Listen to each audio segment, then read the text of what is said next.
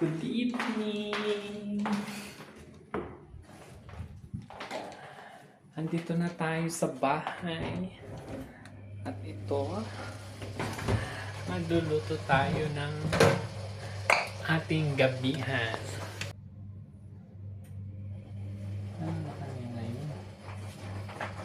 Hello guys! Good evening! Good evening sa ating lahat. Samahan niyo ako, magluluto ako ng ng corned beef. Corned beef na nasa lata. Tapos may kasamang itlog. Ito lang yung lulutuin kong gabihan. At tinamad akong pumunta dun sa market. Sa supermarket. Kaya ayan lang. Maghiwa-hiwa lang ako ng sibuyas, guys. Tapos igigisa ko lang. Naglalaba pala ako ng ng mga pantalon ko. Kasi kahapon di ako nakapaglaba at maraming naglalaba dito. Buti walang tao dito sa kusina. Medyo madumi nga eh. Pasensya na kayo guys ha. Nakabili na naman ako yung sibuyas na makapal yung balat niya. Tapos ang kintab. Feeling ko tuloy minsan parang peke. Ang ganda lang kasi, tapos makintab. Tapos parang ang tibay ng balat. Hindi katulad dun sa isang sibuyas. Yung sa isang onion.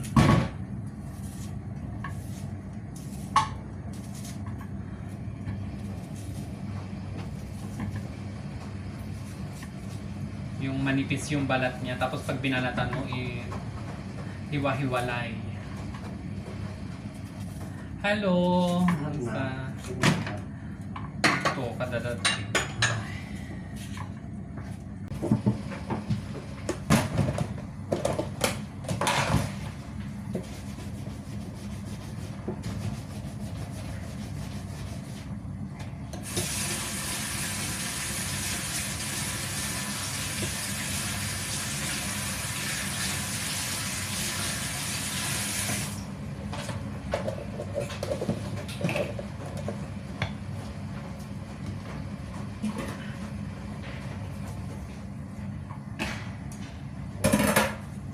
Nakahiwa-hiwa na tayo ng onion natin na panggigisa ng ating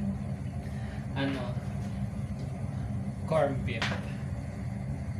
Hindi to gumagana itong isa. Ewan ko, hindi siya mapaikot. Baka sinobrahan nila sa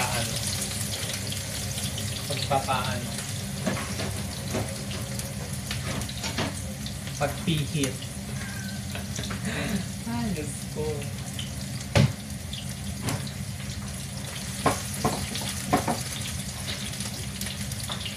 Sumobra sila sa pagpihit.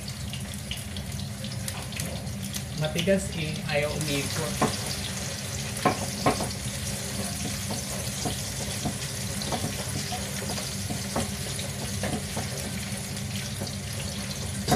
This one hindi gumagana. Hindi maikot. Sira? Hindi maikot oh. Bakit? Hindi siya Ay! Ewan ko, bakit ganyan ka? Ay! Aral ko!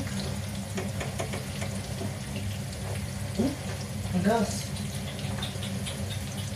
Kaya,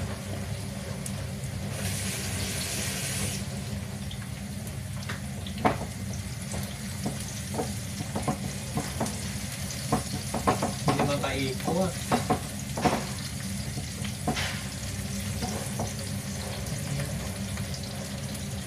Tapos tanggalan natin yung onion para hindi masunog.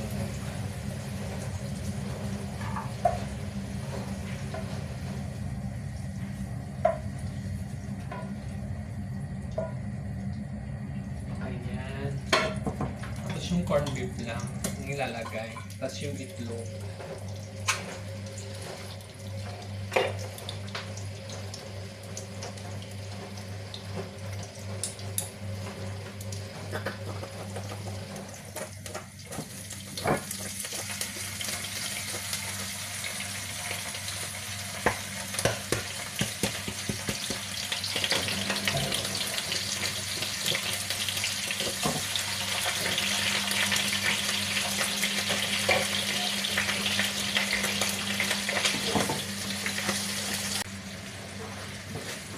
Hindi na tayo mag-aasin. Kasi malasa tong corned beef na to eh. Ang alam ko.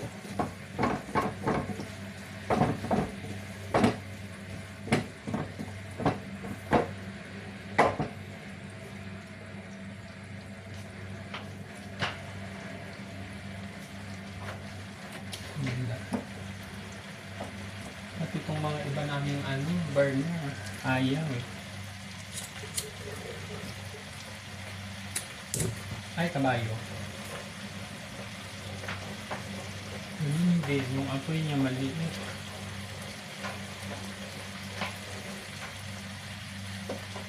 Lalagay ko dito.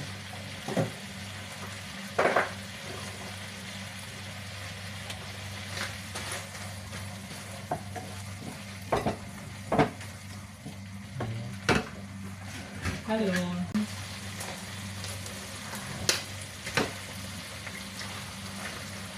Lagyan natin yung 3 egg.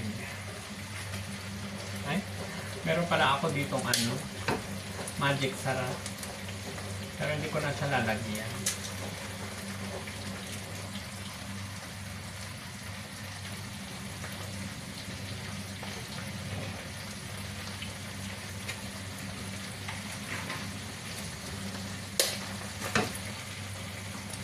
Nalakasan. Ayan. Alam niyo, na-try ko na to, itong corned beef, tapos sinagyan ko ng cheese. Yun ang iniisip ko kanina. Lagyan ko ng cheese. Kaso wag na.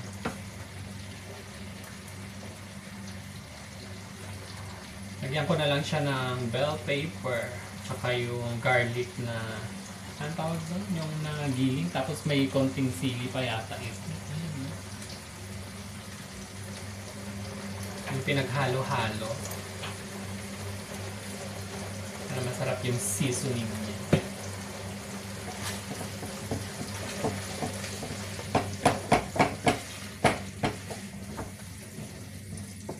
Mas masarap kasi yung onion na hindi siya masyadong luto. Yung medyo crunchy siya.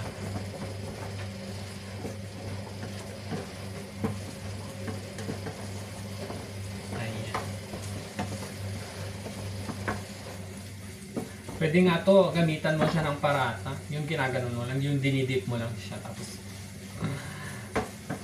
yung sopo. Di ba? Parang yung mga pagkain na ng Arabic. Ayun, ganun. Tapos lagay natin yun, yung onion. Ganun lang siya, kadali. Sama pa ito. So, eto na.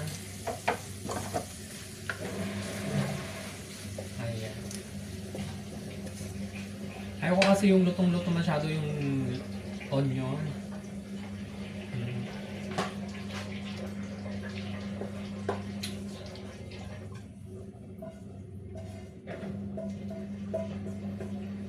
Kasi pag lutong-luto siya, wala nang pagka-crunchy.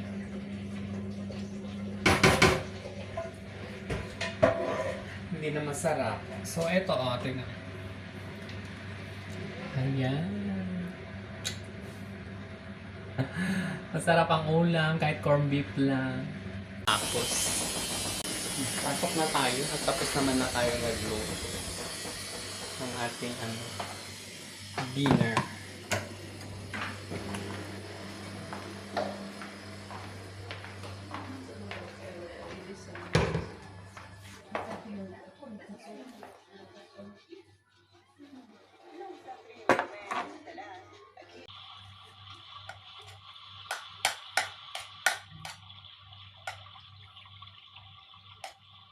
Init ng kanin.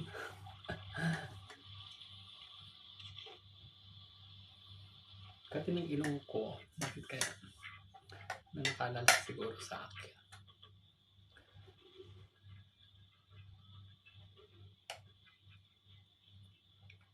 Kain tayo.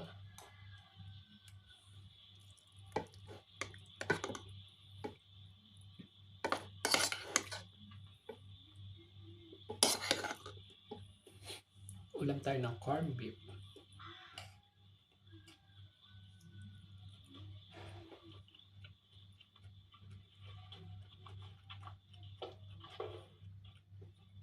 Malasa nga kahit wala siyang asin. Kahit hindi mo siya lagyan ng asin, tsaka or magic sarap.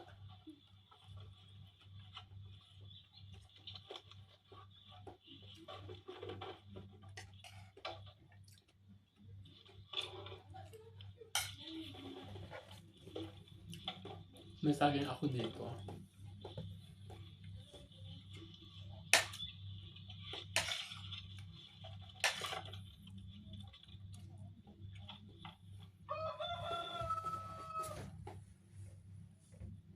Nilagyan ko sana ng patata. Kaso magra-rice ako. Tapos may patatas pa. Ang dami na. Heavy na.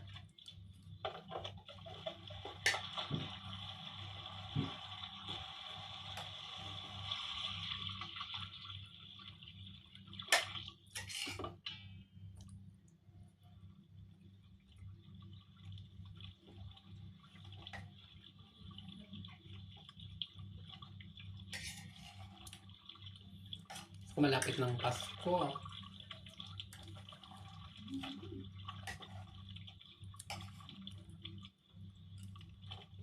Hindi pa nakapagpadala.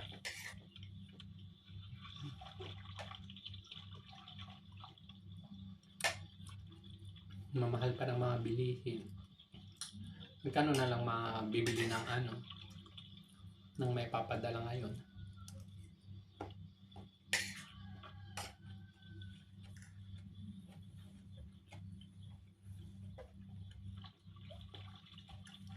Wala nang murang bilihin. Siguro yung 500, yung 500, budget mo lang yung pang sopas.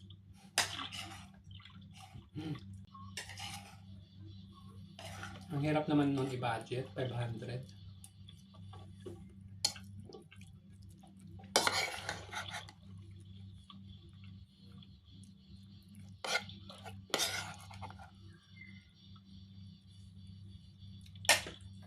Kahit sa sopas na parang ang hirap i-budget sa sopas.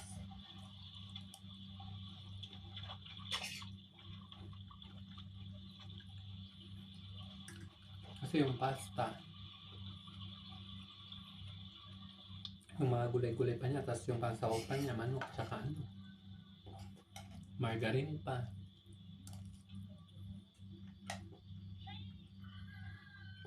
Yung carnation pa niya.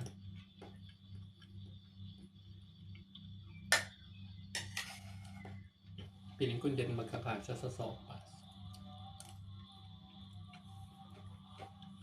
Pwede tinipid.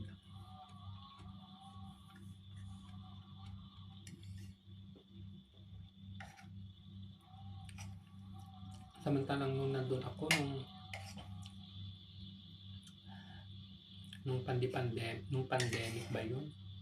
Nakadalawang Christmas din ako tsaka New Year yata doon sa Pinas.